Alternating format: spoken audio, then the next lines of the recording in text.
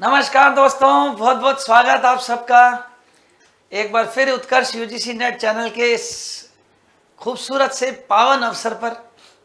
आज होली का त्यौहार है दोस्तों। मैं अनिल मंदिरत्ता आप सभी का तहे दिल से हार्दिक स्वागत करता हूं। हमारी पूरी उत्कर्ष की टीम, हमारे सब टीचर्स, हमारी कंटेंट टीम, हमारी ऑनलाइन मैनेजमेंट टीम, सभी का मैं तहे दिल से धन्यवाद भी करता हूं और उन सब की तरफ से आप सबको प्यार भरा नमस्कार। दोस्तों, आज होली का त्यौहार है, रंगों का त्यौहार है, मस्ती का त्यौहार है। तो मैंने सोचा क्यों ना आज मेरे बच्चों से मिलने चलूं। तो दोस्तों, आज होली के इस रंगारंग त्यौहार वाले दिन, रंगारंग दिन, आपके लिए रंगारंग क्वेश्चंस, रंगारंग ज्ञान और रंगारंग गिफ्ट, तीनों चीज लेके आया। हाँ, होली दोस्तों, होली के त्यौहार का, इस दिन का मैं पूरे साल इंतजार करता हूँ। रंगों से खेलना बचपन से ही अच्छा लगता था और जीवन भी रंगीन होना चाहिए। ब्लैक एंड वाइट का क्या काम, हमारा ये बोर्ड भी मैं रंगीन ही कर देता हूँ पढ़ाते पढ़ाते। दोस्तों, आज इस होली के त्यौहार पे, जैसा कि आप जानते ही हैं कि उत्कर्ष आपके लिए एक बहुत अच्छा गिफ्ट लेके आया है। मतलब एक दिन दो दिन का नहीं, 8 दिन का गिफ्ट है ये। और 21 तारीख से लेकर के 28 तारीख तक के इन 8 दिनों में, होली के इस सप्ताह में पूरे में, होली वीक कह देंगे इसको। तो इस होली वीक में उत्कर्ष 21 तारीख से 28 तारीख तक आप लोगों के लिए 90% छूट अपने सभी चैनल्स पर, सभी कोर्सेज में, और 3 महीने की एक्स्ट्रा वैलिडिटी। और दोस्तों, इसका फायदा उठाइए और यूजीसी का जो हमारा बैच स्टार्ट हुआ है उसमें भी आपको छूट दे रहे हैं।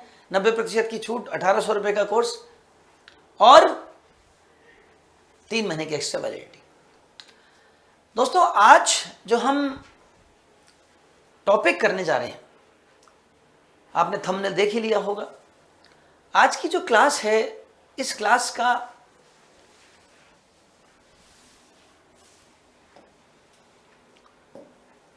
जो टॉपिक है उसका नाम है टाइप्स ऑफ रिसर्च। सबसे लंबा और सबसे इंपॉर्टेंट टॉपिक है रिसर्च के पूरे सब्जेक्ट का।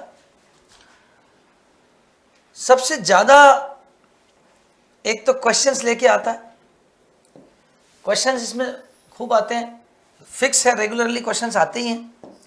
और दूसरी बात यह है कि ये टॉपिक इंपॉर्टेंट बहुत है।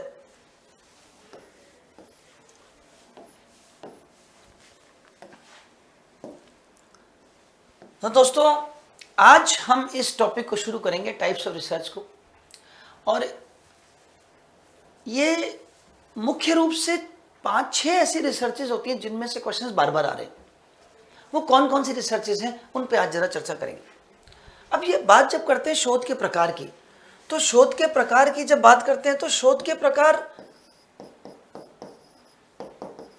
मतलब ये प्रकार को डिसाइड कैसे करते हैं, ये शोध के प्रकार बनते कैसे, पहले मैं उस पर चर्चा करूंगा और फिर उसके बाद आगे बढ़ूंगा। दोस्तों, सबसे पहली चीज आती है कि इस दुनिया में कोई भी व्यक्ति शोध कर रहा है तो उसके शोध के करने के वजह, the objectives of doing research,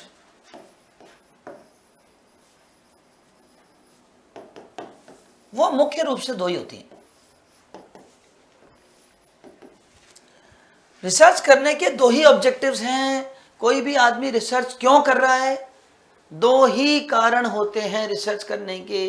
एक वो व्यक्ति होता है जिसको रिसर्च करने के वजह केवल ज्ञान वृद्धि करना चाहता है, वो अपनी नॉलेज इंक्रीज करना चाहता है।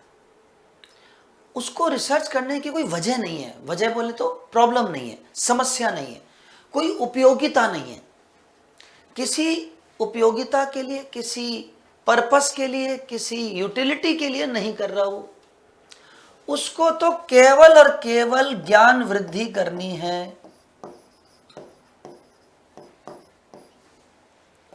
उसको केवल रिसर्च करने की वजह नॉलेज इंक्रीज करना है, बस सिर्फ और सिर्फ ये ही वजह है उसके रिसर्च करने की। और दूसरा वो रिसर्चर है जिसको कोई ज्ञान व्यान नहीं बढ़ाना, उसको रिसर्च करने का मकसद है उसके पास कोई समस्या है और उस समस्या का उसे समाधान चाहिए।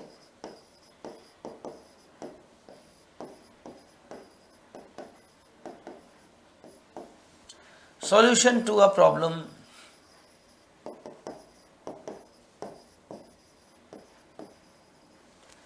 ये दो कारण हैं रिसर्च करने के।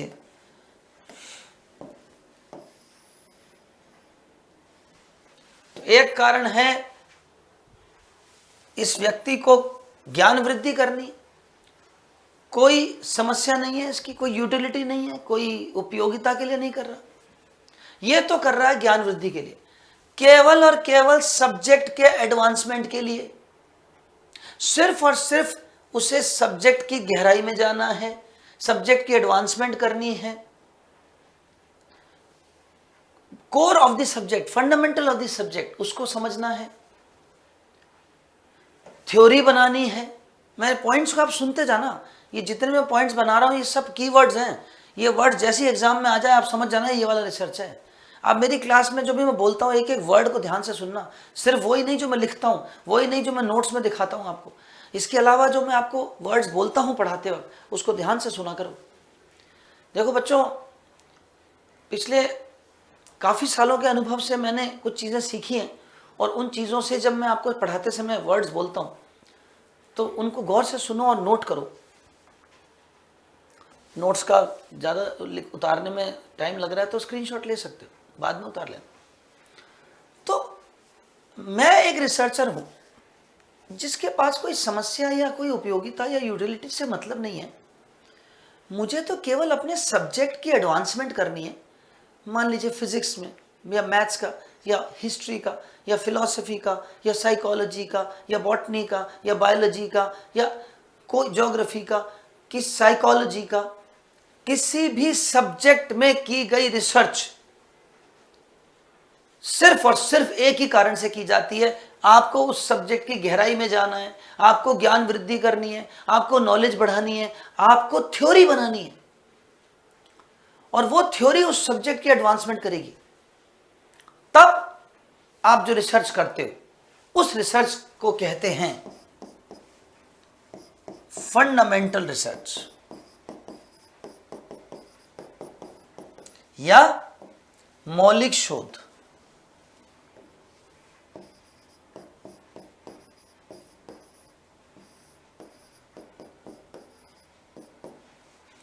तो ऐसी रिसर्च मौलिक शोध कहलाती है जिसमें आपका काम केवल और केवल ज्ञान वृद्धि है। आपको सिर्फ ज्ञान वृद्धि करनी है, आपको कोई प्रॉब्लम या यूटिलिटी या उपयोगिता के लिए नहीं करनी। और ऐसी रिसर्च को फंडामेंटल रिसर्च कहते हैं। और फंडामेंटल रिसर्च का काम होता है थ्योरी बनाना। फंडामेंटल रिसर्च का काम है थ्योरी बनाना, सिद्धांत प्रतिपादन। सिद्धांत प्रतिपादन ही मुख्य काम है। अब मान लीजिए एक दूसरी तरह की भी रिसर्चर होता है। मैं एक रिसर्चर हूं, मुझे कोई सब्जेक्ट से मतलब नहीं है, मेरी तो एक चूड़ी बनाने की फैक्ट्री है और मेरी चूड़ियां नहीं बिक रही, या मेरी जूड़े की क्लिप बनाने की फैक्ट्री है, जूड़े की क्लिप नहीं बिक रही, तो मेरे सामने तो एक समस्या आ गई कि मेरा माल नहीं बिक रहा। अब मुझे तो रिसर्च करनी है उस समस्या का समाधान करने के लिए, और समस्या का समाधान का कोई थ्योरी से मतलब नहीं है, इसका दुनिया से लेना देना नहीं है, इसको जनरलाइज नहीं कर सकते, सामान्यीकरण नहीं कर सकते। इसका सामान्यीकरण ही उद्देश्य होता है। सामान्यीकरण करते हैं, जनरलाइज करते हैं। क्यों? क्योंकि ये सब्जेक्ट पे लगता है तो सब पे लगता है। ये तो किसी एक प्रॉब्लम की सॉल्यूशन है तो सब पे कैसे लगेगा? देखो वर्ड्स पे गौर करना है। तो इसमें जो रिसर्च कर रहे हैं वो तो एक पर्सनलाइज्ड रिसर्च है, एक फोकस्ड रिसर्च है, एक ऐसी रिसर्च है जो जिसका लेना देना सब्जेक्ट से नहीं है। जिसका लेना देना उस समस्या से है और उसके समाधान से। तो ऐसी रिसर्च को कहते हैं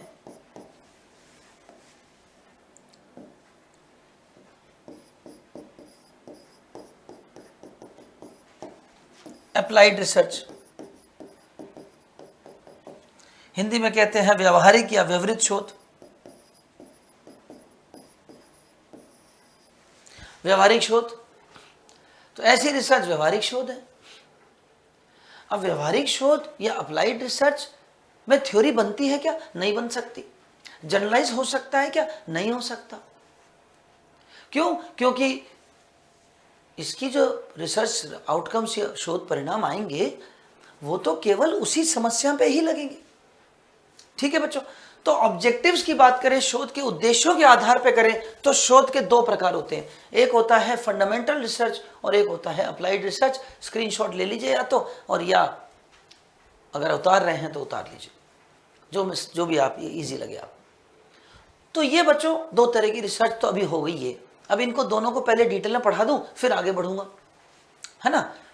तो बढ़ूं आगे, ले लिया आपने स्क्रीनशॉट, आशा करता हूं साथ साथ उतार भी रहे आप। तो ये मैं इसी की बात कर रहा था कि अगर अनुसंधान के ऑब्जेक्टिव्स के बेसिस पे करें बात, तो उद्देश्यों के आधार पे अगर बात करते हैं तो उद्देश्यों के आधार पे अनुसंधान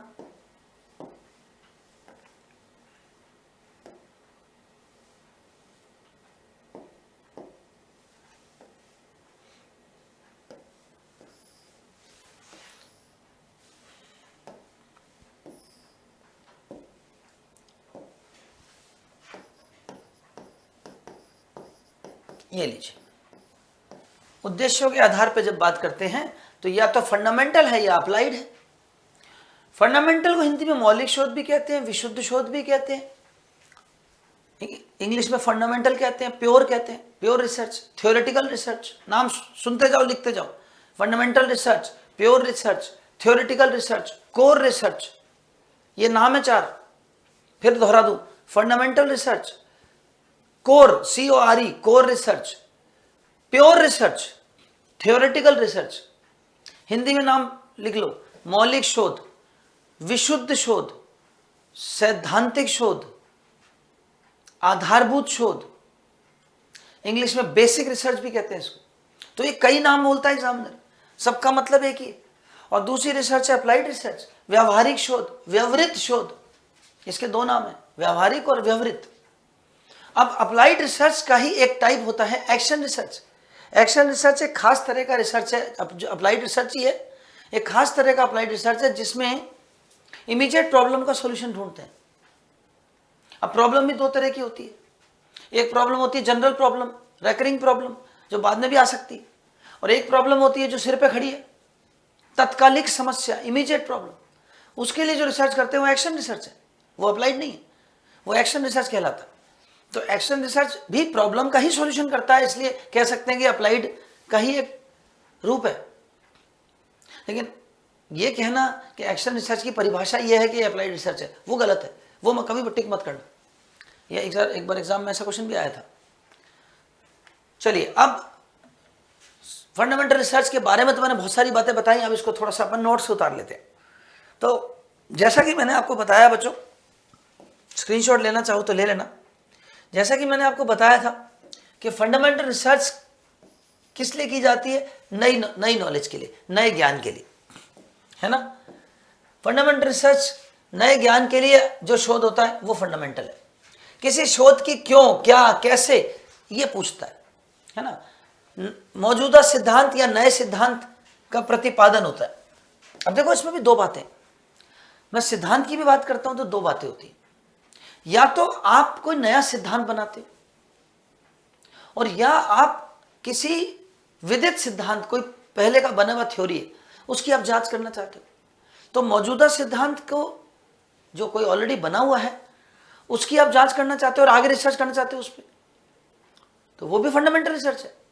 और आप कोई थ्योरी नई बनाना चाहते हो अपनी खुद की, तो वो भी फंडामेंटल रिसर्च है। मैं आपको इसके दो एग्जाम्पल दूंगा, दोनों के एक एक। साइकोलॉजी में जॉन पियाजे ने जो रिसर्च की है ना, जॉन पियाजे ने जो रिसर्च करी वो फंडामेंटल रिसर्च थी, और उसमें उसने थ्योरी ऑफ कॉग्निटिव डेवलपमेंट बनाया, मानसिक बच्चों का संज्ञानात्मक विकास का सिद्धांत। और स्टीफन हॉकिंस ने पूरी जिंदगी अपने जो रिसर्च करी, जिसमें उसने ब्लैक होल की खोज की, वो उसने आइंस्टाइन की थ्योरी ऑफ रिलेटिविटी पर रिसर्च की। ये भी फंडामेंटल रिसर्च है, लेकिन दोनों ही फंडामेंटल रिसर्च है। फर्क क्या? जॉन पियाजे की रिसर्च नई थ्योरी बनाने की रिसर्च थी, और स्टीफन हॉकिंस की रिसर्च ऑलरेडी एस्टैब्लिश्ड थ्योरी थी, उसके ऊपर जांच की थी उसने। तो दोनों ही फंडामेंटल है और दोनों टाइप की हो सकती है, कि या तो आप नई थ्योरी बनाते हो या पुरानी थ्योरी बनी हुई उस पर जांच करते हो। दूसरी एक खास बात यह है बच्चों कि फंडामेंटल रिसर्च में आप परिकल्पना बनाते हो और परिकल्पना की जांच करते हो, हाइपोथेसिस बनाते हो, हाइपोथेसिस की जांच करते हो, और फिर थ्योरी उससे बनती है। ठीक है, मैं आशा करता हूं आपके समझ में आता जा रहा है। स्क्रीनशॉट लेते जाओ बच्चों, बहुत सारा आज लिखना है। आज होली के त्यौहार पे मैं बहुत सारा माल ले आया हूं देने के लिए आपको। खूब पोटलियां बनेगी, खूब बोरा बनेगा, और त्योहार वाले दिन पढ़ाई का मजा ही अलग है। और उस त्योहार में अच्छा एक बात और है कि त्योहार तो आप सुबह मनाएंगे, होली का सुबह मना लिया, और मेरी क्लास शाम को आएगी। तो ये बात भी एक बात है कि त्योहार हमने मना लिया और अब फ्री हो गए, अब तसल्ली से क्लास देख रहे हैं, तो ये भी एक फायदा। तो मौलिक सिद्धांत की एक बात, मौलिक शोध की एक बात है कि इसका वर्तमान में या भविष्य में कोई व्यवहारिक अनुप्रयोग नहीं है, कोई उपयोगिता नहीं है। मैं आपसे बात कर रहा था ना अभी उपयोगिता की, कि इसके उपयोगिता से समझ लेना देना नहीं है।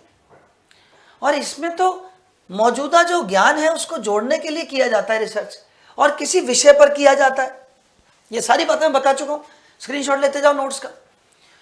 किसी मौजूदा शोध पर किया गया रिसर्च है, किसी मौजूदा विषय पर किया गया रिसर्च है। तो फंडामेंटल रिसर्च दरअसल किसी सब्जेक्ट पे होता है। तो जब भी बच्चों एग्जाम में सब्जेक्ट का रिसर्च आ जाए, फंडामेंटल को टिक कर देना, है ना। बढ़ो आगे, स्क्रीनशॉट लेते जाओ फटाफट फटाफट। अब क्योंकि आप सब्जेक्ट पे रिसर्च कर रहे हो, तो सब्जेक्ट का रिसर्च है तो वो सब्जेक्ट की टेक्निकल लैंग्वेज में होगा, सब्जेक्ट की भाषा होगी उसमें। अगर कॉमर्स पे कर रहे हो, ज्योग्राफी पे कर रहे हो, हिस्ट्री पे कर रहे हो, साइकोलॉजी पे कर रहे हो, किसी एंथ्रोपोलॉजी पे कर रहे हो, फिजिक्स में कर रहे हो, केमिस्ट्री में कर रहे हो, तो भाषा भी उसी सब्जेक्ट की होगी। तो इसलिए कहते हैं कि तकनीकी भाषा में किया जाता है, तकनीकी भाषा में किया गया शोध है, क्योंकि स्पेसिफिक सब्जेक्ट पे किया गया शोध है, इसलिए उसकी सब्जेक्ट लैंग्वेज पे करते हैं। और ज़्यादातर एकेडमिक रिसर्च होती है, शैक्षिक रिसर्च ही है ये ज़्यादातर, क्योंकि सब्जेक्ट में हो रही है, तो ज़्यादातर एकेडमिक रिसर्च है। ज़्यादातर इसका लेना देना सिद्धांत बना करके उसका सामान्यीकरण करना है। सिद्धांत बनाया, थ्योरी बनाई और उसका सामान्यीकरण किया। केवल और केवल ज्ञान के लिए ही ज्ञान एकत्रित करना है, केवल ज्ञान के लिए ज्ञान एकत्रित करना ही फंडामेंटल रिसर्च का मेन उद्देश्य है। ये सब मैं बता चुका हूं। अब दो खास बातें और बतानी बाकी हैं इसकी। इसकी प्रकृति कैसी है? इसकी प्रकृति व्यापक है। व्यापक क्या होता है? It's approach is extensive. Extensive approach क्या होती है? व्यापक प्रकृति किसे कहते हैं? बच्चों सब्जेक्ट पर रिसर्च कर रहे हो, कोई पर्टिकुलर थ्योरी बनाओगे, चाहे वो थ्योरी बनी एक पर्टिकुलर सब्जेक्ट के चैप्टर की या टॉपिक की, लेकिन उस टॉपिक के चक्कर में पूरा सब्जेक्ट पढ़ना पड़ता है, उस टॉपिक के चक्कर में आपको पूरा सब्जेक्ट की स्टडी करनी पड़ती है। इसलिए इसकी जो प्रकृति है वो व्यापक है, एक्सटेंसिव है। आपको उसके सारी चीज़ें आसपास की और उसके सब्जेक्ट से रिलेटेड चीज़ें पढ़नी पड़ती हैं, तभी आप उसको ढंग से कर पाते हो। दूसरी बात, इसका दृष्टिकोण वैज्ञानिक है। दृष्टिकोण मतलब अप्रोच।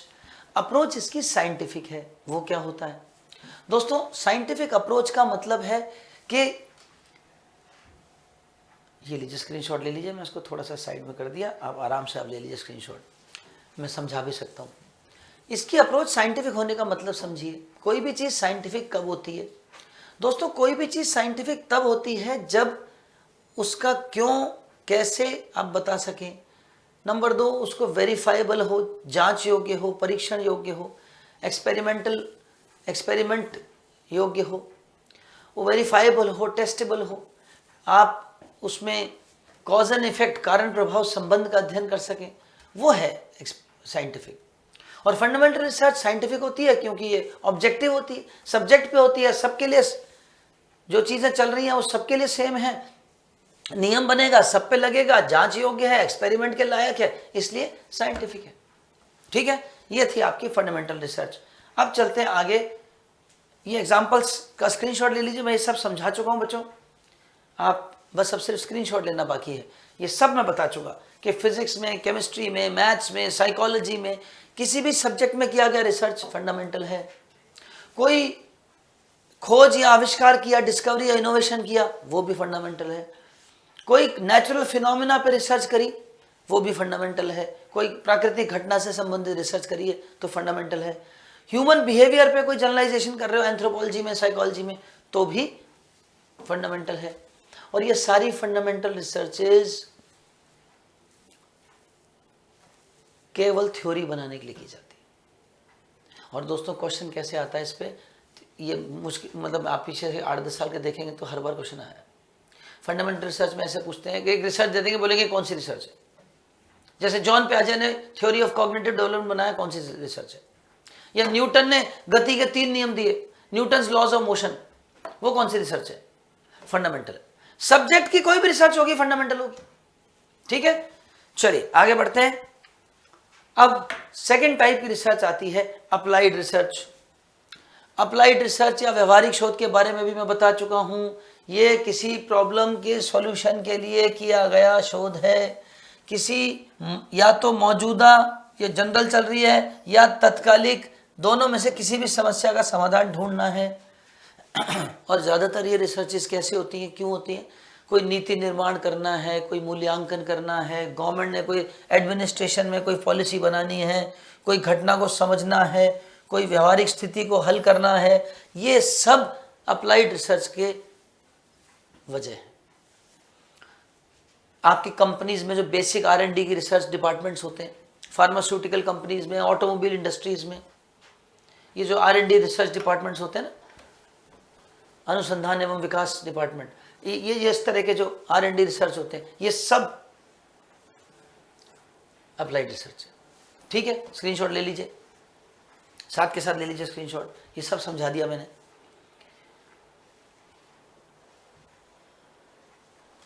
रोजमर्रा की वास्तविक जीवन की समस्याएं और उनका समाधान ढूंढना, अनुसंधान का कुछ निष्कर्ष निकालना, मौलिक अनुसंधान के आधार पर ही करते हैं इसे।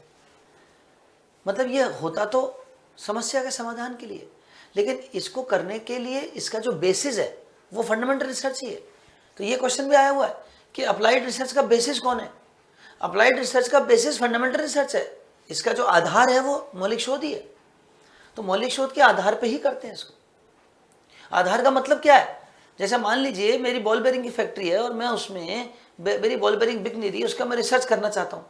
तो उस रिसर्च को करने के लिए बॉल बेरिंग की जो विशेषताएं पढ़ूंगा वो तो फिजिक्स की लॉज होंगे जो लगेंगे ही लगेंगे। तो फंडामेंटल रिसर्च तो इसका बेसिस है ही है। बॉल बेरिंग में मेरे पता चला रिसर्च है, मेरी बॉल बेरिंग में फ्रिक्शन ज़्यादा हो रखा है, इसलिए वो जल्दी घिस रही है, इसलिए बिक नहीं रही। तो अब ये फ्रिक्शन को भी पढ़ना ही पड़ेगा ना आपको, फ्रिक्शन क्या होता है वो तो पता होना चाहिए। तो फंडामेंटल रिसर्च का बेसिस तो है ही, और उसके बेसिस पे ही आप प्रॉब्लम का सोल्यूशन निकाल रहे हो। दूसरी बात यह है कि इसमें आपको याद हो तो मैंने बताया था, फंडामेंटल रिसर्च की जो प्रकृति है वो व्यापक है, एक्सटेंसिव है, लेकिन इसकी गहन है, इंटेंसिव है। उसकी एक्सटेंसिव है यानी आपको पूरा सब्जेक्ट पढ़ना पड़ता है, इसकी इंटेंसिव है, पूरा सब्जेक्ट नहीं पढ़ना है, उस पर्टिकुलर चीज को ही गहराई से पढ़ना है, उसके आसपास की चीजों को नहीं पढ़ना है, उसकी मेन चीज को पढ़ना है गहराई से, कि क्यों ऐसा हुआ कि फ्रिक्शन कम है या फ्रिक्शन ज्यादा है, या बॉल बेरिंग जल्दी क्यों घिस रहा है, या बॉल बेरिंग की कीमत ज्यादा है क्या, या बॉल बेरिंग की बनावट का इशू है क्या, उसकी रोलिंग का गड़बड़ हो रही है क्या, मतलब उसी की गहराई में जाना है। तो व्यापक नहीं है, गहन है, इंटेंसिव है। तीसरी बात मैंने आपको दृष्टिकोण की बात की थी। दृष्टिकोण यानी अप्रोच, उसकी अप्रोच कैसी थी, साइंटिफिक। इसकी अप्रोच है ह्यूमैनिटेरियन, मानविकी अप्रोच है, मानविकी दृष्टिकोण है, क्योंकि वहां पर साइंटिफिक होने से ऑब्जेक्टिविटी है, निष्पक्षता है, हर चीज सबके लिए समान है, जांच योग्य है। यहाँ पर ऐसा नहीं है, यहाँ पर तो समस्या दर समस्या बदल जाएगी। मानविकी है, ह्यूमैनिटेरियन है, मेरी अलग प्रॉब्लम है, आपकी अलग है, इसकी अलग है, उसकी अलग है। तो यहाँ पर साइंटिफिक नहीं हो सकती। वैज्ञानिक तो हर चीज़ सबके लिए सेम होती है, सामान्यकरण योग्य होती है। ये सामान्यकरण योग्य नहीं है। फंडामेंटल रिसर्च के आउटकम्स जनरलाइजेबल है, सामान्यकृत योग्य है। इसके आउटकम्स आर नॉट जनरलाइजेबल। ठीक है बच्चों, तो ये था आपका अप्लाइड रिसर्च। स्क्रीनशॉट लेते जाइए। एग्जाम्पल्स मैंने सब समझा दिए हैं, आप सिर्फ स्क्रीनशॉट ले लो। ये सब मैंने बता दिया, इससे ज़्यादा ही बता दिया। तो ये कोई उद्योग में, व्यापार में, कोई ट्रेड में, बिजनेस में, इंडस्ट्री में, कोई सोशल साइंस में, कोई व्यवसाय में, कोई प्रशासन में, कोई धार्मिक कोई चीज़ को ढूंढना है उसमें, कोई आर्थिक या राजनीतिक प्रवृत्ति का पहचान करनी है, कोई इकोनॉमिक या पॉलिटिकल ट्रेंड समझना है तो उसमें, या मार्केटिंग की रिसर्च होती है, या इवैल्यूएशन रिसर्चेज होती है। ये सब अप्लाइड रिसर्चेज। ठीक है, इकोनॉमिक्स में, कॉमर्स में जो रिसर्चेज होती हैं वो ज़्यादातर अप्लाइड होती है। चलिए आगे बढ़ते हैं, तीसरी रिसर्च पे चलते हैं। तीसरी रिसर्च है बच्चों एक्शन रिसर्च। इसको कर्ट लुविन ने दिया था, ये जो नाम दिया था वो कर्ट लुविन ने दिया था। देखो आज की क्लास के बहाने में आपको टाइप्स ऑफ रिसर्च की मेन मुख्य चीज़ें करा दूंगा, तो आपको बहुत फ़ायदा मिल जाएगा इससे। और क्वेश्चंस भी करेंगे आज हम, ताकि आपको आइडिया रहे, पता चले कि किस तरह के क्वेश्चंस आते हैं इसमें। इसको कर्ट लुविन ने दिया था एक्शन रिसर्च। नाम ही एक्शन यानी क्रियात्मक शोध, यानी एक्शन करो, on the spot action. On the spot मतलब कहाँ, जहाँ समस्या है। ये वो रिसर्च है बच्चों जिसमें तत्कालिक समस्या का समाधान ढूंढा जाता है। कोई ऐसी समस्या जो तुरंत सामने आपके आ गई, तो उस समस्या का समाधान आपको तुरंत चाहिए, तब ये रिसर्च की जाती है, तब एक्शन रिसर्च की जाती है। सिर पे खड़ी है समस्या, कह रही अभी कभी सॉल्यूशन दे, नहीं तो तेरे को लेके जाऊंगी। कोरोना सबसे बेस्ट एग्जांपल है इसकी समस्या का। दरवाजे पे खड़ी थी, बोली या तो वैक्सीन ढूंढ लगा, नहीं तो लेके जाऊंगी तेरे को। अब कोरोना एक इमीडिएट समस्या थी जिसका इमीडिएट सॉल्यूशन चाहिए था। अच्छा, इस रिसर्च का एक खास बात और भी बच्चों, इस रिसर्च में जो समस्या का समाधान आप लगाते हो, निकालते हो, वो अप्लाई करके देखना पड़ता है। और अप्लाई करके उसको ये देखना पड़ता है कि क्या सॉल्यूशन हुआ कि नहीं हुआ। समस्या को आइसोलेट नहीं करते, समस्या को अलग थलग करके नहीं पढ़ते, समस्या को ऑन द स्पॉट सॉल्यूशन के साथ ही पढ़ते हैं। सॉल्यूशन लगाते हैं, देखते हैं सॉल्यूशन हुआ कि नहीं हुआ, और अगर नहीं हुआ तो फिर उसको वापस रिसर्च करते हैं, और वापस सॉल्यूशन निकाल के वापस लगा के देखते हैं हुआ कि नहीं हुआ, फिर चिंतन करते हैं, फिर नहीं हुआ तो फिर रिसर्च करते हैं। यानी ये प्रोसेस साइक्लिकल है। तो अगर आपसे पूछे कौन सी रिसर्च साइक्लिकल है, ये वाली है एक्शन रिसर्च। तो एक्शन रिसर्च की कुछ खास बातें लिखा रहा हूँ आपको। साइक्लिकल है ये रिसर्च। यही वो रिसर्च है जिसमें रिसर्च के रिजल्ट्स को अप्लाई करते हैं। ये आइसोलेटेड होकर नहीं पढ़ते, इसको प्रॉब्लम को सॉल्यूशन के साथ लगा लगा के देखते हैं ऑन द स्पॉट, इसलिए इसका नाम एक्शन है। अप्लाई करके देखना है ना, प्रयोग करके देखना। और इसके बच्चों 4 स्टेप्स होते हैं, 4 चरण है इसके, जो साइक्लिकल हैं, जो चलते रहते हैं जब तक इसकी सॉल्यूशन का, समस्या का समाधान ना निकले। वो 4 स्टेप्स कौन से हैं मैं आपको बता दूं, आप इसका स्क्रीनशॉट ले लीजिए। मैं सब समझा चुका हूं, इससे ज़्यादा ही समझा दिया। तो एक एक लाइन में नहीं पढ़ूंगा बच्चों, मैंने आपको सारा समझा दिया है और कंसेप्ट क्लियर हो गया आपका। आगे और भी पॉइंट्स कुछ बता रहा हूं मैं, वो आप जो मैं बोल रहा हूं वो भी लिखते जाओ, जो स्क्रीनशॉट ले लेंगे तो वो भी नोट्स हो जाएंगे। तो मैं बात कर रहा था कि पूर्व निर्धारित प्रक्रिया का पालन करना और दोहराए जाना, ये सब मैंने बता दिया। ऑन द स्पॉट प्रक्रिया है, ये भी बताया मैंने। ऑन द स्पॉट वहीं पर ही सॉल्यूशन निकालो और वहीं पे अप्लाई करके देखो, निपटाओ। समस्या को अलग मत करो, अलगाव में मत पड़ो, ये भी मैं बता चुका हूं, है ना। क्लियर है? स्क्रीनशॉट लो, स्क्रीनशॉट लेते जाओ फटाफट फटाफट। आगे बढ़ते हैं। एक तो परिवर्तन और निरंतर निगरानी, ये मैंने बताया था, मूल्यांकन करना। दूसरी बात तो निष्कर्ष को तुरंत लागू करना, आगे की निगरानी करना, अवलोकन करना, व्यवहार संबंधी डेटा निकालना। सामान्यीकरण नहीं हो सकता, मैं बता चुका हूं। तो ये तो हो गई बात। एक लाइन मैंने इसमें लिखी है, वो अगर कीवर्ड्स में लिख देना, वस्तु स्थिति में सुधार, एमेलियोरेट करंट सिचुएशन। अगर आपके एग्जाम में ऐसा क्वेश्चन आ जाए कि वस्तु स्थिति में सुधार कौन सा रिसर्च करता है, ये करता है एमेलियोरेटिंग करंट सिचुएशन, करंट सिचुएशन को इंप्रूवमेंट करना, एमेलियोरेट करना, इंप्रूवमेंट करना, सुधार, ये वर्ड्स आ जाएं तो तुरंत इसको टिक कर देना। ठीक है बच्चों, अब मैं आपको इसका वो स्टेप्स बता दूं जो मैं जिसकी बात कर रहा था आपसे। दोस्तों 4 स्टेप्स में ये होता है।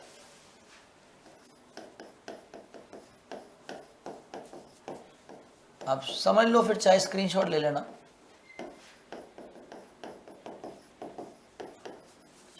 क्रियात्मक शोध के चरण।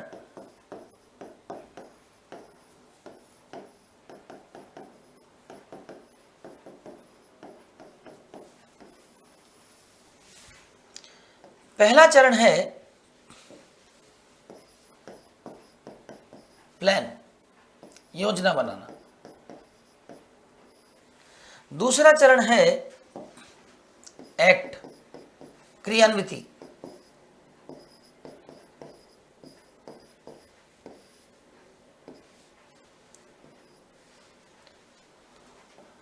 तीसरा चरण है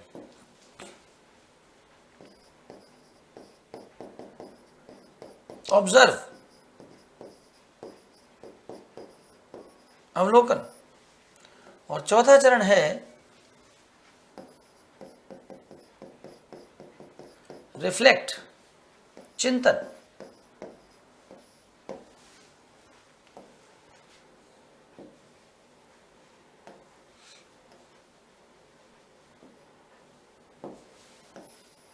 प्लान, एक्ट, ऑब्जर्व, रिफ्लेक्ट।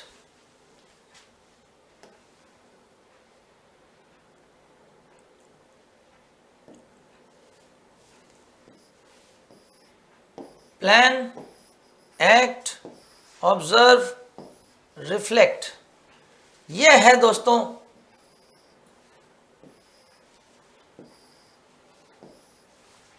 चार चरण।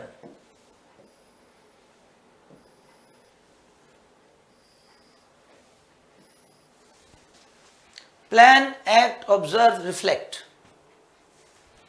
प्लान यानी योजना बनाना। योजना का मतलब रिसर्च। पहले आप समस्या के समाधान निकालते हो, उसको प्लान कहते हैं। प्लानिंग करना, योजना बनाना, शोध करना। तो शोध करके निष्कर्ष निकालने को ही कहते हैं, इस चरण का नाम है प्लान।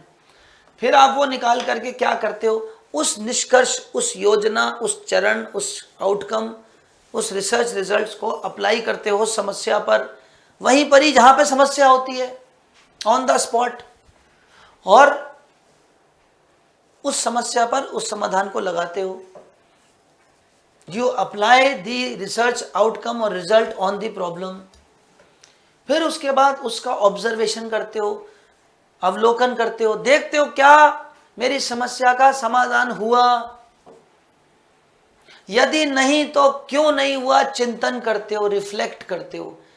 प्रतिबिंबित करना, चिंतन करना, पृष्ठपोषण, प्रतिक्रिया, क्यों नहीं हुआ, विमर्शी, क्या दिक्कत हो गई, क्या कमी रह गई, कमियां ढूंढते हो, डायग्नोस करते हो। और फिर वापस रिसर्च करते हो, साइक्लिकल, फिर रिसर्च करते हो, फिर वापस परिणाम निकालते हो, फिर एक्ट करते हो, लगाते हो, फिर अवलोकन, ऑब्जर्व करते हो, फिर नहीं होगा तो फिर चिंतन करते हो। Plan, act, observe, reflect, plan, act, observe, reflect. योजना बनाना, क्रियान्विति करना, अवलोकन करना और चिंतन करना, यही साइक्लिकल प्रोसेस चलता रहता है। और ये प्रोसेस तब तक चलता रहता है जब तक सॉल्यूशन नहीं निकलता। इसको कहते हैं एक्शन रिसर्च के 4 चरण। ये पहला चरण है, ये इसका पहला चरण है, ये दूसरा चरण है, ये तीसरा चरण है, ये चौथा चरण है। ये क्रम इंपॉर्टेंट है, सीक्वेंस इंपॉर्टेंट है। सीक्वेंस भी पूछ लेते हैं, ये 4 स्टेप पूछ लेते हैं, कितने स्टेप हैं ये पूछ लेते हैं। तो इस पर क्वेश्चन कई बार आ चुका, फिर आएगा। तो एक्शन रिसर्च का अब आपको समझ में आ गया कि एक्शन रिसर्च क्या होती है। आज आपने मेरे से अभी तक 3 रिसर्च पढ़ ली, आपने मुझसे फंडामेंटल पढ़ ली, आपने मुझसे अप्लाइड पढ़ ली, एक्शन रिसर्च पढ़ ली, और तीनों की डिटेल्स बताई मैंने। कुछ क्वेश्चंस हो जाएं बच्चों? चलिए कुछ क्वेश्चंस करते हैं।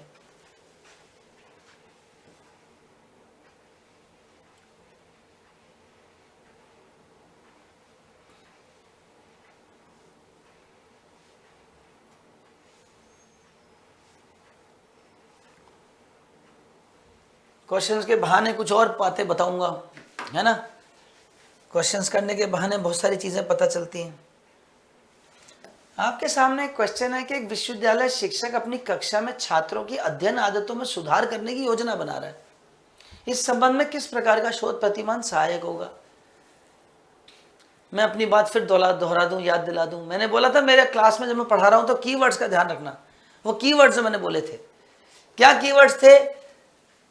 आदतों में सुधार, सुधार वर्ड देखते ही इंप्रूवमेंट, इंप्रूव वर्ड देखते ही बच्चों आंख बंद करके नहीं, आंख खोल के एक्शन रिसर्च ढूंढना। एक्शन रिसर्च आंसर है। किसी भी सिचुएशन में सुधार करना है, इंप्रूवमेंट करना है, तो इंप्रूवमेंट तभी होगा जब उसके रिसर्च के रिजल्ट्स को लगा के देखते रहोगे और बदलते रहोगे और ठीक करते रहोगे, तभी इंप्रूवमेंट होगा। इंप्रूवमेंट शब्द में अपने आप में साइक्लिकल प्रोसेस होता है, तो एक्शन रिसर्च है दोस्तों। लीजिए क्वेश्चन सॉल्व हो गया एक झटके में। तो कीवर्ड्स पकड़ लो, एग्जाम में दिक्कत नहीं आएगी। कीवर्ड्स पकड़ोगे ना तुरंत आंसर आ जाएगा। स्क्रीनशॉट लेते चलो। चलें आगे। नेक्स्ट क्वेश्चन आपके सामने हाजिर है। Through which research method the manipulation of an independent variable and its effect on the dependent variable is examined with reference to a hypothesis under control condition। ये रिसर्च का टाइप ऐसा type है जो आगे पढ़ाने वाला हूं मैं आपको, पर मैं आपको थोड़ा सा बता दूं अब इसके बारे में। दोस्तों एक रिसर्च होती है प्रायोगिक शोध, एक्सपेरिमेंटल रिसर्च। वो रिसर्च, क्वेश्चन के बहाने बातों बातों पढ़ा देता हूं। वो रिसर्च ऐसी रिसर्च होती है दोस्तों जिसमें एक्सपेरिमेंटल रिसर्च या प्रायोगिक शोध, थोड़ा सा मैं आपको इसके कुछ पॉइंट्स बताऊंगा, आप जरा नोट करना बच्चों। एक्सपेरिमेंटल रिसर्च वो रिसर्च होती है बच्चों जिसमें आप क्या पढ़ते हो? आप कोरिलेशन पढ़ते हो, यानी सह संबंध पढ़ते हो। अच्छा, सबसे पहले तो मैं आपको ये बता दूं, एक्सपेरिमेंटल रिसर्च एक फंडामेंटल रिसर्च ही होती है ना, मौलिक शोध है। इसमें आप क्या पढ़ते हो? कोरिलेशन पढ़ते हो। किसके बीच कोरिलेशन पढ़ते हो? और वो जो कोरिलेशन पढ़ते हो किन के बीच होता है? वो दो चरों के बीच होता है, बिटवीन टू वेरिएबल्स। ठीक है साहब, दो वेरिएबल्स के बीच में आप सहसंबंध पढ़ते हो। कौन सा सहसंबंध पढ़ते हो? कॉज एंड इफेक्ट पढ़ते हो। कॉज एंड इफेक्ट, कारण प्रभाव पढ़ते हो। ये कीवर्ड्स लिख रहा हूं एग्जाम्स के लिए। मेरे वर्ड्स पे क्वेश्चन आते हैं एग्जाम में, पकड़ लेना। एग्जाम में ये वर्ड कहीं दिख जाए, ये वर्ड कहीं दिख जाए, ये वर्ड कहीं दिख जाए, उठा के एक्सपेरिमेंटर सीधा टिक कर देना। तो कॉज एंड इफेक्ट पढ़ते हो। कॉज एंड इफेक्ट पढ़ते हो तो ये कैसे पढ़ते हो?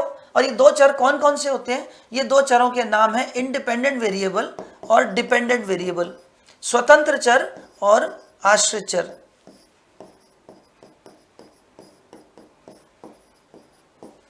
दो चरों के बीच आप सहसंबंध पढ़ते हो। एक स्वतंत्र चर इंडिपेंडेंट वेरिएबल को आईवी लिखा मैंने, और एक डिपेंडेंट वेरिएबल डीवी। आप फुल फॉर्म लिख लेना, मैं बोलता जा रहा हूं। अब इनके बीच आप कैसे पढ़ते हो? आप क्या करते हो? आप इंडिपेंडेंट वेरिएबल को मैनिपुलेट करते हो। मैनिपुलेट मतलब हेरफेर करते हो, जोड़ तोड़ करते हो, परिवर्तन करते हो। स्वतंत्र चर में परिवर्तन करके उस परिवर्तन का प्रभाव आप डिपेंडेंट वेरिएबल यानी आश्रित चर पर अध्ययन करते हो। लीजिए साहब, यह है रामायण एक्सपेरिमेंटल रिसर्च की। और ये जो आप करते हो ये कंट्रोल्ड एनवायरनमेंट में करते हो, कंट्रोल्ड कंडीशंस में करते हो। अब ये words control, cause and effect, independent variable का manipulation, observation, cause and effect, correlation, experiment, ये वर्ड्स कहीं पे भी दिख जाएं, कंट्रोल, तो आंख बंद करके एक्सपेरिमेंटल को टिक कर, आंख खोल के एक्सपेरिमेंटल को टिक कर देना, आंख बंद मत करना। तो इसमें भी यही कहा उसने। देखिए आप वर्ड्स देखिएगा, उसने एक वर्ड लिखा है मैनिपुलेशन, दूसरा वर्ड लिखा है इंडिपेंडेंट डिपेंडेंट वेरिएबल, तीसरा वर्ड लिख दिया कंट्रोल्ड कंडीशंस। ये वर्ड देखते ही एक्सपेरिमेंटल को टिक कर दीजिए, सीधा एक्सपेरिमेंटल आंसर है। स्क्रीनशॉट ले लीजिए, मैं साइड में हो जाता हूं। दोस्तों मेरी क्लासेस से आपको चीजें क्लियर होती जाएंगी।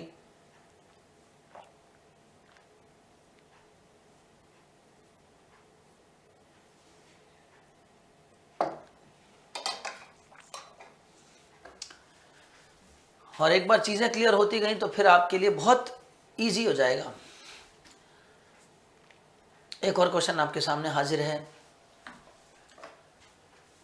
4 रिसर्च दे रखी है, फंडामेंटल, अप्लाइड, एक्शन और इवेल्युएटिव, और उसकी विशेषताएं दे रखी हैं 4। स्क्रीनशॉट साथ साथ लेते चला करो। अब ये 4 विशेषताएं, फंडामेंटल रिसर्च की जब भी बात करेंगे बच्चों, फंडामेंटल, मैं एक बार इसको पढ़ता हूं, हम पहचानते हैं ये भाषा किसकी है। पहला पॉइंट है finding out the extent of perceived impact of an intervention. किसी हस्तक्षेप के कथित प्रभाव की सीमा का पता लगाना। देखिए, प्रभाव की सीमा का पता लगाना मतलब मूल्यांकन करना, ये इवैल्यूएशन की भाषा है ना। तो इवैल्यूएशन कहां पर है, ये रहा डी। तो डी का तो फर्स्ट है, ये तो पक्का हो गया। यहां इसने कहा सिद्धांत निर्माण के माध्यम से एक प्रभावी व्याख्या विकसित करना, developing an effective explanation through theory building. Theory building सुनते ही फंडामेंटल रिसर्च है।